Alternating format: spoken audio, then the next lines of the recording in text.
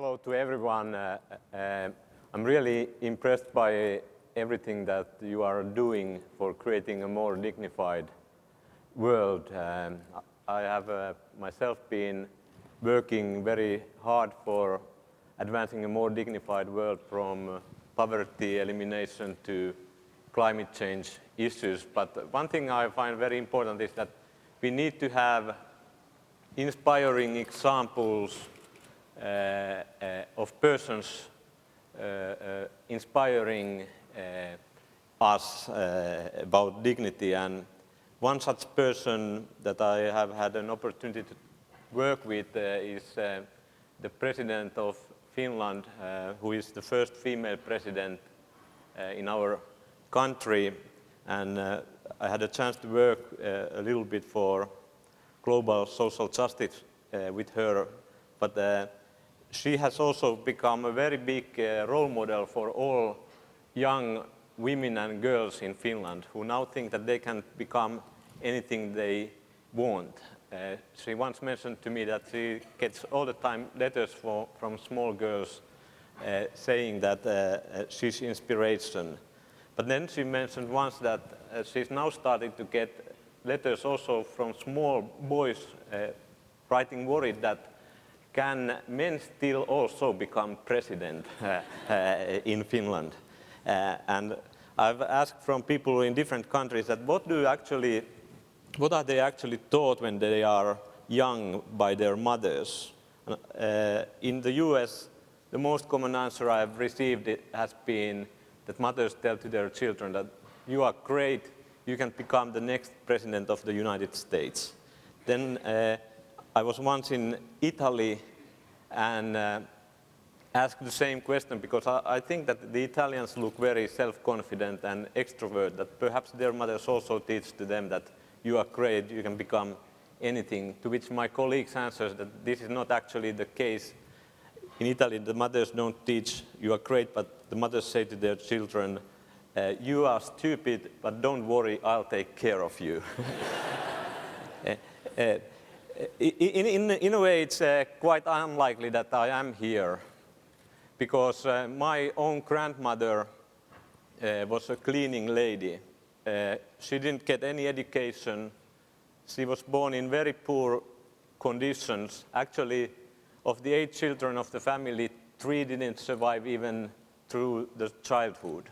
And she had to leave at the age of 16 from home to work as a servant. And she worked as a cleaning lady for the rest of her life. And I remember one story that she told about dignity that meant very much to her. Once she was doing 2 jobs at the same time. One was at the construction site, and the other was the government's building. And one night, late evening, she was cleaning the Prime Minister's office. When the Prime Minister came back to his office, and she was very nervous, because she thought, in her own words, that I'm just a cleaning lady, and this is the political leader of the whole country. But what the Prime Minister said to her left a lasting impression. The Prime Minister said to my grandmother that, I'm sorry to interrupt your work like this. It's people like you who put their whole heart to their work and family that have created our country what it is.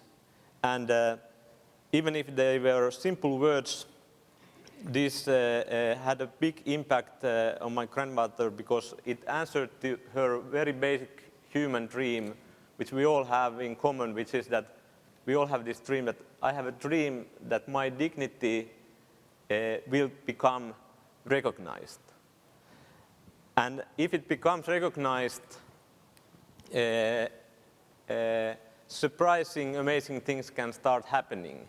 I call it the power of dignity, and for me, it literally changes my attitude towards every person, because if I see a cleaning lady or a cashier, I realize that this person could literally be my own grandmother, and it changes my behavior towards that person. So basically my grandmother taught me 3 things: that You must value yourself, you must value others, and you must work for some bigger values than yourself.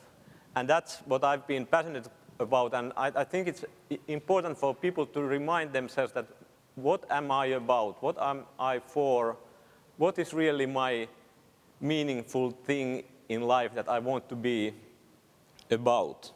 And it was mentioned by David, who, by the way, deserves really great congratulations for putting this One Young World meeting together, that I did my PhD in philosophy very early, at the age of 20. And I entered the university when I was 18. And sometimes I'm still asked that how is it even theoretically possible to do your PhD in 2 years? And when I'm tired of answering this question anymore, sometimes I just say, that, well, it's simple, you just have to finish your master's thesis the first year and the PhD on the second year. But if I'm more serious, I had a unique, unique opportunity of being in an environment of dignity and to see actually the power of dignity.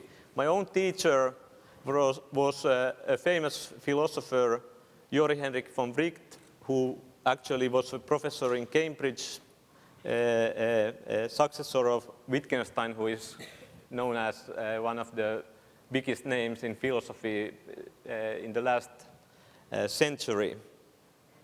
And when I entered the university, then soon I started to get passionate about writing a thesis related to Wittgenstein and Russell.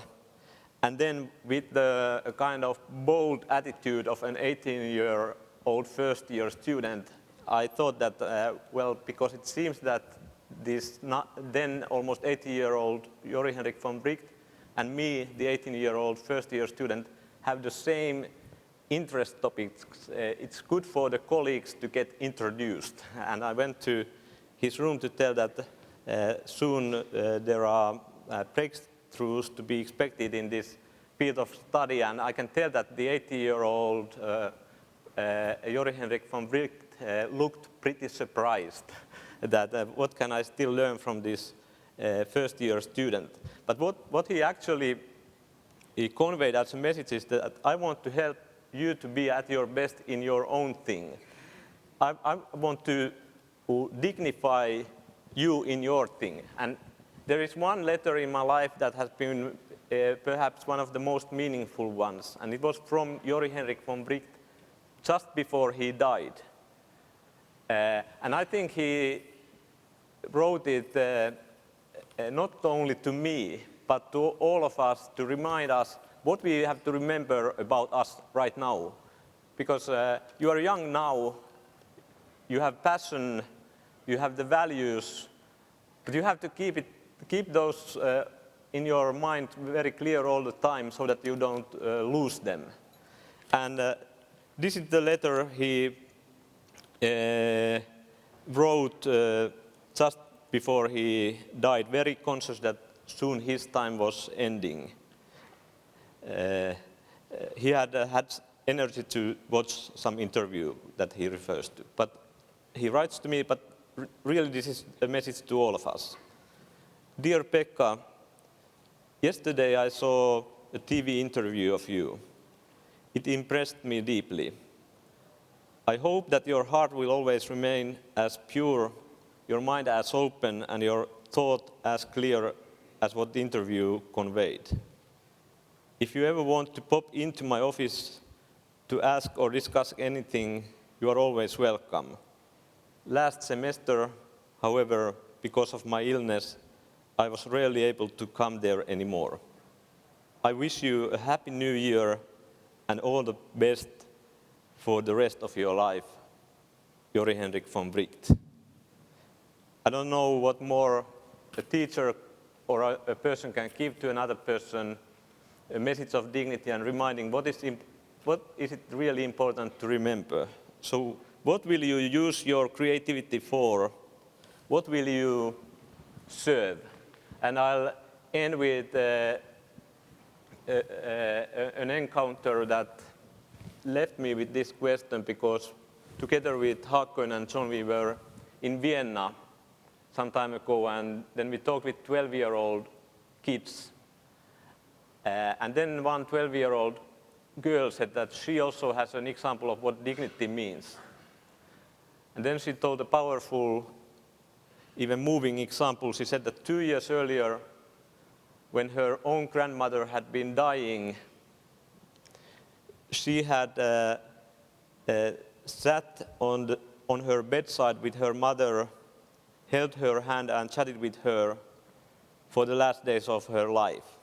And if you think of that image of a 10-year-old girl sitting next to her dying grandmother, and some of the last words that the granny hears in her own whole life are her grandchild's words, "I love you, Granny." It's very difficult to imagine a more powerful image of what dignity means. And what I thought then was that if this 10-year-old girl could show such dignity, what kind of dignity do we show to this 12-year or 10-year-old girl, or other children in general, or other people in the world in general? Because even if we are, well, maybe we are not, but you are young, we are creating some lasting inheritance through our actions. And I leave you with the question that, how are you going to act? 2 lines to think about. Not caring about the environment or poverty is like stealing from our own children, and also we don't inherit nature from our ancestors, we borrow it from our children. Please work for a more dignified world. Thank you.